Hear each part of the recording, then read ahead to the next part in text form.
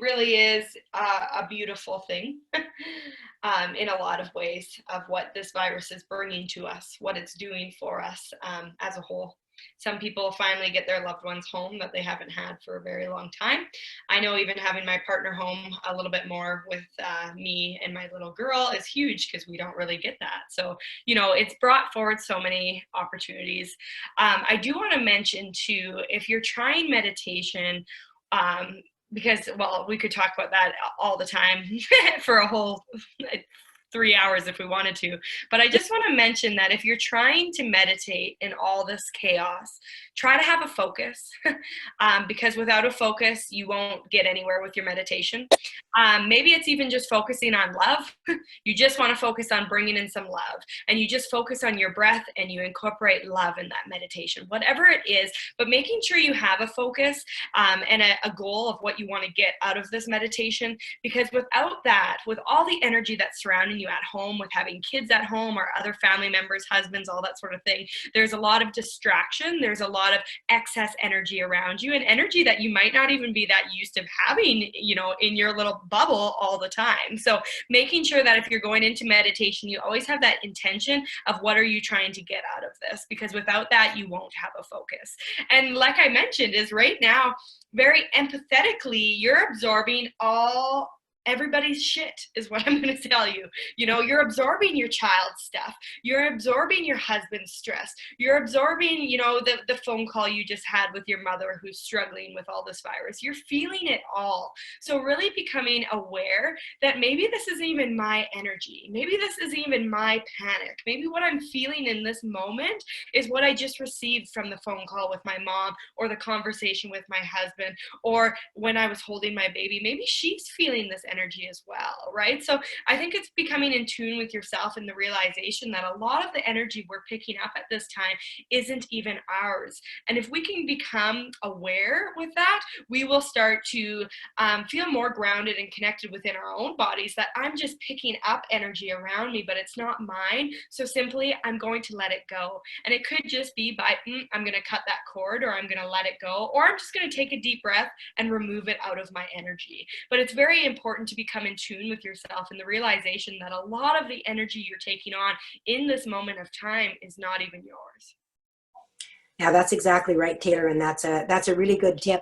As far as meditation and getting in the focus as well, there's many guided meditations that you can look up, and many of you use them on YouTube. For those of you that don't meditate on a regular basis, I mean, I'm a Pisces, so I could meditate all day. I love it. I love the energy. You know, I could just sit in that. I'm like a 2-hour girl. If I can get it, boy, I'm there. It's an escape for me, because I love that escapism, you know. But for those of you that are looking for guided meditations, you know, you can look for meditations online. You can get them just about any length that you want, and you can focus on that. Then when they're guided, those words will help as well to guide you through them, so that you actually are working within your own energy rather than picking up on everything else. And a lot of them will help you to be able to, you know, put light around yourself and to do all those things that a lot of people don't naturally know how to do. So just trust yourself and move into that meditation. Okay. I'm also going to mention as well, like if you have an opportunity to do healings or anything like that, those are things that you can do as well. There's lots of things as well that you can find, you know, online that can help you with that too. All right. With intention, setting with intention to be able to receive that. There's lots of people that are doing those things. Yeah. Yeah. And I think that, you know, in this moment, while you're watching this right now, it's asking yourself these questions like, how caught up am I in this? Is this a big thing in my life? Is this a small thing? Are you sitting in fear right now? What's happening around you on a regular basis right now? Are you blaming others? Are you sitting in fear? You know, it's just all these questions that you need to bring up to become aware that what you're feeling is maybe just a lot of that ego, and we need to get ourselves a little bit more centered in our life so that we can get back on track and get moving ahead. So, you know, I hope that in this conversation, it sparked, you know, some interest for you that, whoa, know, I've got to focus on way other things than what I was focusing on. You know, I was totally wrong with my intentions in this last little while. And that's what we're kind of here to do, is just to make you realize that maybe where you're putting your energy, you know, it's not where your energy needs to be at this time. And you just have to refocus. And, you know, like me and Dean said, is we get that way too. You know, there's moments where we're like totally off track, totally forgetting all the things that we practice, preach, and do for ourselves. But we sometimes just need that reminder in this moment to get back to what we know works for us, and our life will begin to flow again.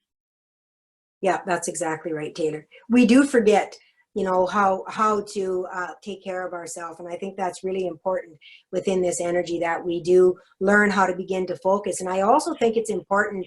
I'm just bringing to mind here. Sorry, my team is chatting at me here. I also think it's important that even with all of this, you know, there are so many parents that have children at home now, and they're doing homeschooling and all these things as well. I think it's really important that we teach our children that we are important as individuals, which means that we're able to take that time out for ourselves with self-care. Like, I know there's a lot of people that say, oh, I don't have any time, you know, my kids are home and I can't do this and I don't have time for myself. But you know, there is a point where children are going to sit for whatever it is, you know, 15 minutes or whatever, read a book, and you take that time for yourself, put in your earbuds and do a meditation at that time, you know, so that children learn to take care of themselves. And I think that is something, like in my generation, that wasn't taught at all. You know, we were taught that, you know, to take care of ourselves was very selfish, that we had to make sure that we were always just giving to other people. And that has been a really big hurdle for me to be able to get through in my life. And I can see it now as I move forward, and as I've moved forward, you know, within my awareness, that it's really important that we show our children that as an adult, you are important too, and that you need time for yourself, for your interests, so that you are being fed. That you are being fed on a spiritual level, on an emotional level, and on your physical level as well. Okay, and your brain is doing something that is good for you. That you are always learning. That you are always growing. And if you don't focus on yourself once in a while, you never have that opportunity to be able to grow forward. You know, to learn new things, to be able to help yourself. And in helping yourself, you're able to help others. So show your children that as an adult, they will be important too. Yes, they're important as a child, and they need your help. And especially, like, Taylor's little girl is very young, so of course she has to have mom or dad or grandma or grandpa or somebody like that to help her, because she's unable to do that herself. But it is very important that our children learn as we grow up that as an adult, they are important to you, because that will fuel them in their life.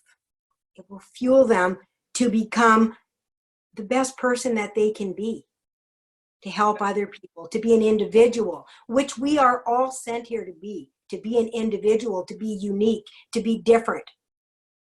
Exactly. And we can't possibly be different or unique if all we're doing is feeding other people. We have to be able to receive and stand in our own energy to realize who we are and what is important to us. And I'm not saying your children aren't important to you. My children are the world to me. Yeah.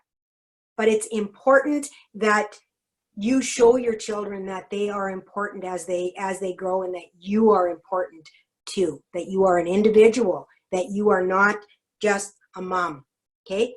You are. You know, I remember for years being described as Mrs. Oh, this is so-and-so's wife. This is Mrs. So-and-so. You know, now I'm not described as that. I'm Dean. I'm Dean because I'm me, right? So rather than, you know, being described as so-and-so's mom or so-and-so's wife or whatever, be you and be proud to be you, whatever that is to you. Exactly. Yeah. So, and as you can tell, I'm very passionate about that, because I see so many people that have so much potential and so much beauty, and they just shine. Their heart is so beautiful, yeah. But they're depleted because All they do is give, and they never allow themselves to receive. And that's what meditation is about as well, is being able to center and to be able to receive that divine love, to be able to fuel you and energize you, because that universal life force is alive within each one of us. And that is what gives us the energy, the fuel of love to move forward. Yeah. And as you claim your own importance, other people will follow. If you Yes. lead, they will follow. So lead, lead into it. Show your children how important they are and you are. And you know, it's not that hard to incorporate meditation into your life. It's not that hard to incorporate self-love. You know, you have to shower and bath every day or every second day anyway. So just make sure when you're doing that, you're doing it for you, right? You don't have all the chaos and distractions around you in that moment. You're taking it for yourself. Or even, we all have to wash dishes sometime in the day. We have to do that. So let that be your meditation. When you're standing with your warm hands in the sink, you know, let that be the moment where you just meditate, where you focus on breathing and welcoming in love into your life, or whatever it is, or balancing your chakras, or whatever it is. I don't think we realize how much time in the day we actually have to incorporate all these tools that Dean and I are mentioning today. And you know, your children need this just as much as you do. They are feeling it just as much as you are. The problem is your kids aren't even understanding what they're feeling. They don't even know what this is, and it's there, and it's like a monster in their closet. They don't understand it, but this energy keeps haunting them almost. So let's help them. Let's let them, you know, pull out their crayons and have a color session, and maybe, you know, make it fun. Maybe make it that who can color the best. Maybe it's a coloring competition, whatever it is, but allow them, give them that opportunity to have time with themselves so that they can expand their energy and let go of what it is that they're holding on to that doesn't need to be there. Exactly, Taylor. And coloring is actually a meditative state when we color, you know, and we're allowed to do it. So there's so many things that we can do in our life that we don't even realize that can actually help us and bring that energy in. So, you know, allow your children to color while they're coloring. Color with them. Yeah. And sit in that state of where your mind is just allowed, you know, to wander, that dream state. That's what meditation is about. It's a dreamlike state, right? To where we're take yourself out of the chaos, take yourself out of the drama, take yourself out of what is happening right now in the world, and create what you want to happen within yourself. You know, what is it? Do you wish you're on the beach right now? Because I do. I was supposed to be going there. So I'm gonna bring the beach into my meditation. I'm gonna imagine it. I'm gonna feel like I'm in the sun. I'm gonna feel like I'm around my loved ones. Because if I can't be there physically, I'm gonna take my soul there. I'm gonna take my spirit there, and I'm gonna revamp in that way, right? We have that choice again. That takes us right back to choice. That if you think it's been taken from you, then it's been taken from you. But what about recreate it in your own mind? Yeah, and that's what meditation can be for anyone. It is your mind. It is your imaginings. You know, especially when you first start. I mean, it can become so much more than that, of course. You know, as we know, with the different things that may come forward, you might be surprised with who you figure out you really and truly are when you get into that state of meditation. So find yourself. What is a place where you want to be? What state of being do you want to be? Because we're not here to just do. We're here to be. That state of being.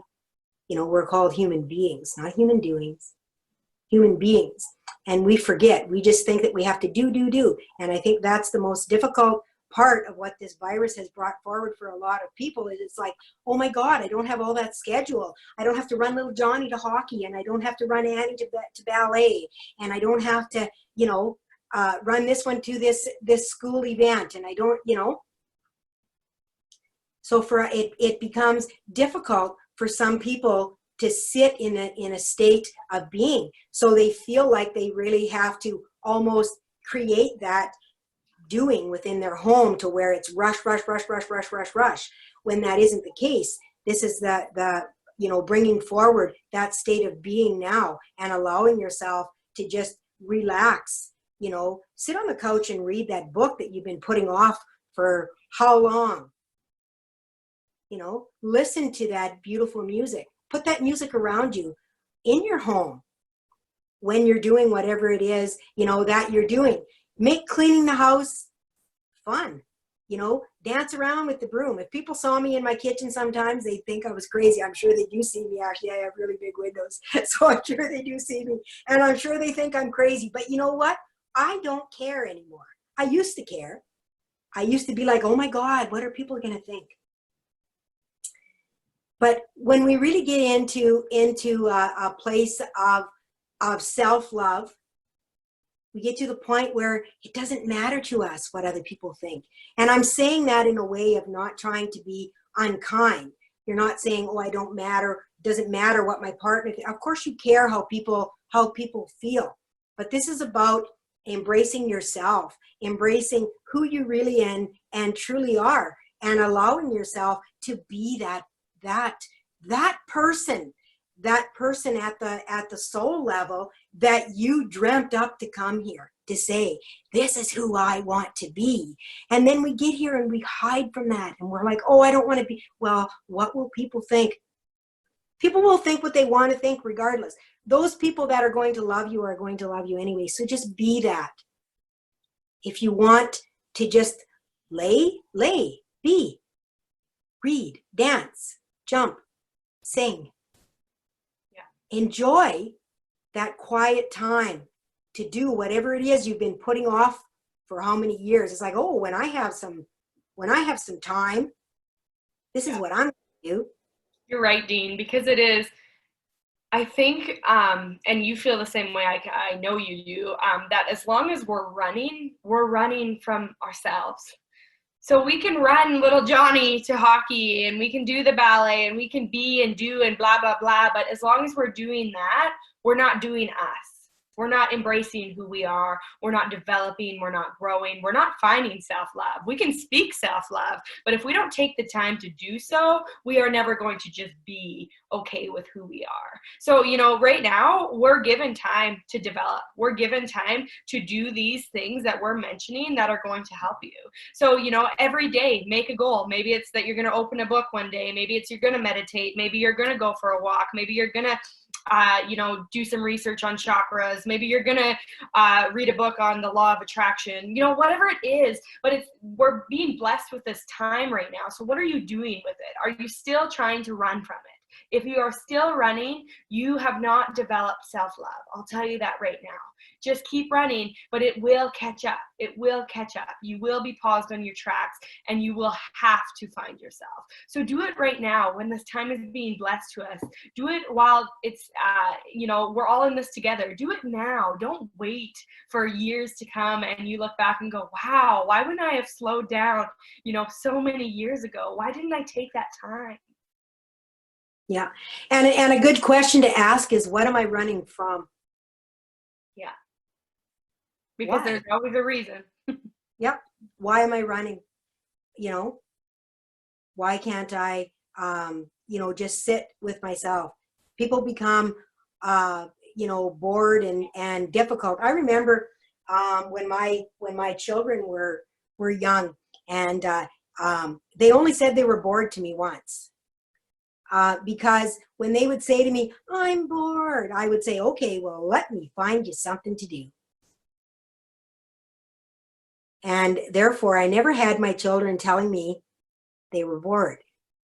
Mind you, they were busy as children, but you know what children are like when they sit back and they're like, I'm so bored, Mom, what can we do today?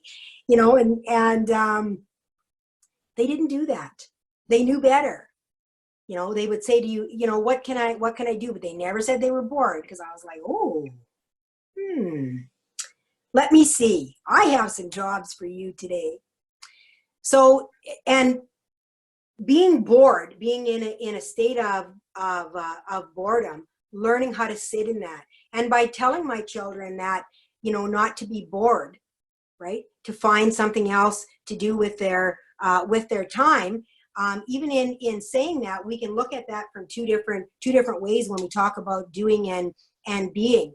You know, I taught my children that being bored wasn't actually bored. It wasn't a bad thing. It was an opportunity, you know, to just kind of sit. But if you had difficulty sitting with yourself, finding yourself something to do sometimes can help you to find yourself too within yourself. I don't know if that makes sense. Finding yourself something to do, like something simple, you know, a simple job, you know, like Taylor was talking about doing dishes, or, you know, sometimes you can vacuum, you know, and the hum of the vacuum, you know, when I'm vacuuming, you know, everything else is blocked out because of the noise of the vacuum. So you kind of have to just listen to your own little thoughts about what's coming into your mind. And it helps you to come up with different things. And as soon as I would tell my children that I would have something for them if they were bored, they would find something to do themselves. And it really taught them, you know, creativity, and it really taught them how to look within themselves as to, you know, what is important to them. It taught them, you know, that relaxing wasn't a state of boredom. It was just another state of being. And how important that is. That Well, at least I hope that's what it taught. Master that. If we can master that as children, we can master that for the rest of our lives. We can fall in love with ourselves.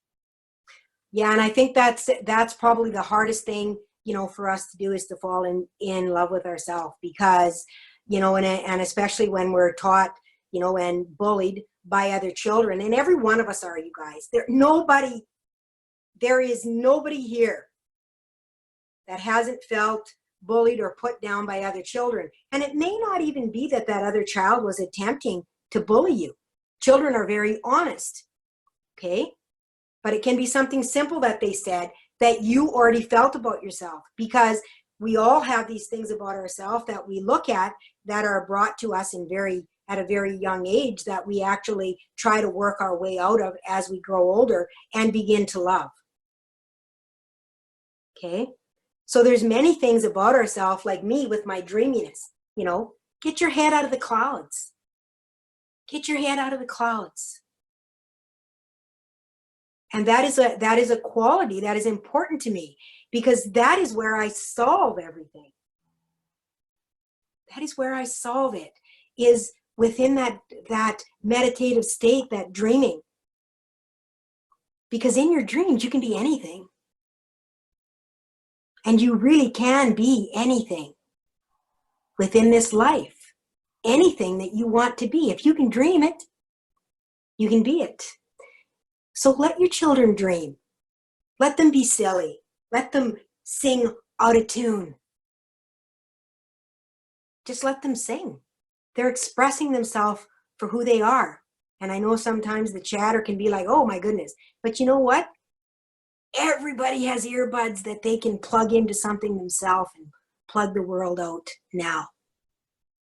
So, you know, I know as a child that I was stifled, and not because my parents didn't love me, because they did, and they do, and they love me dearly, and I love them too. And that was my journey. And I understand that now. But it took me a very long time to understand that. So just allow yourself to be who you are, and allow your child to be who they are. Even if you think they're crazy, you know, tell them it's okay to be crazy, because the world needs that. The world needs uniqueness. The world needs, you know, somebody coming up with new and innovative ideas. You know, like, was it Einstein? Was it Einstein? I think it was Einstein. Anyway, Einstein, when he went to school, had real difficulty in school. And in fact, his teacher called his mother in for a meeting. And the teacher said to the mother, you need to pull him out of my class. Can't teach that child. He has a learning disability. The mother said to her, you will not take my son out of this class. My son deserves to be in here as much as anyone else. You will teach my son. And when she came out of the class, her son was sitting there, and he said, Mom, what did the teacher want to talk to you about? And the mother said, your teacher wanted to tell me what a beautiful mind you have, and how unique and gifted you are. And look what Einstein turned out to be. Yeah. We feed our children, society, everyone we meet every day by our words. So let's be mindful of what we say and how we say it. Yeah. Our actions are a chain reaction. They totally are. I totally agree with what you're talking about, Dean, because I was a little Einstein. I was a person that was told I had a disability. I was tested for many years in school. What is wrong with her? And I was trying to find what was wrong with me too for quite a long time. And then I stopped trying and realized, I don't think there's anything wrong with me. I think I'm just going to be who I am and do what I'm doing. And all of a sudden now I'm here. I'm a teacher all of a sudden. I'm no longer somebody who feels, less than everybody around me. I feel equal. I feel okay. I feel like I have ability and I am able to teach other people now. So it's so cool how, like Dean said, it's all about perspective. It's all about, what are we teaching our children right now? How are we acting, as ourselves? I know I have a daughter now, so there will never be a moment that I make her feel anything less than wonderful like she is, right? Because we don't have to fit in this little box to fit in. We can just simply be who we are, and we can thrive in our lives if we just believe in ourselves, if we believe in our own abilities, if we say we are wonderful, if we believe we are great, we become great. So I think it's a lot about perspective. It's a lot about, what our older generation is teaching us. And right now, what we need to teach our younger generation is to just be whoever they are, to spread their wings wherever they want to grow, and just to let them be themselves. And I think along with that too is the acceptance of other people of who they are, we have so much to say sometimes about other people, like even with kids that come home and say, oh, this child said this to me, rather than like console your child, of course, and let them know that that isn't true, but also let them know, that maybe is coming from a place of that child is hurt. For them to love that child, maybe that child is lonely, and that is why they are acting in that way. And I think that's important, when we come back to that, within childhood, when it links to our adulthood, that we do react in fear, and we react in anger, blame, all of these things. We reach out to hurt other people when we're hurting ourselves inside, because there's so much pain there that we don't want to deal with it. And this happens from the time we're a very young child. See, I can't talk again because I'm talking, the information is coming in and I'm trying to interpret it. This happens from the time we're very, very young children, right through into adulthood, in recognizing and instead of blaming, and realizing that, everyone that acts in a certain way or reacts in a certain way, has a trigger that they're trying to overcome. So the next time we see someone that acts in fear, instead of reacting back, sometimes you might need to walk away, which might be really difficult to do. But that might be the most loving thing to do. So what's the most loving thing that you can do? And that loving thing that you would reach out to someone else with, do the same thing for yourself. Forgive yourself for everything that you have done, the fears you've had with this virus, everything that comes forward in that fear mindset. I think that's important too, that we realize that, to forgive the world, to forgive everything that is happening in your life, so that you can come into that state of self-love. When we learn how to forgive ourselves and to realize that we're all doing the best we can in whatever situation we're handed. Some of us are handed bad, let's face it, unpleasant situations, and some seem to be handed more than others. But these are things that we have the ability to overcome, or they wouldn't be handed to us. Exactly. And I think it's even in moments before that quick reaction is just asking yourself, especially right now, how may I serve?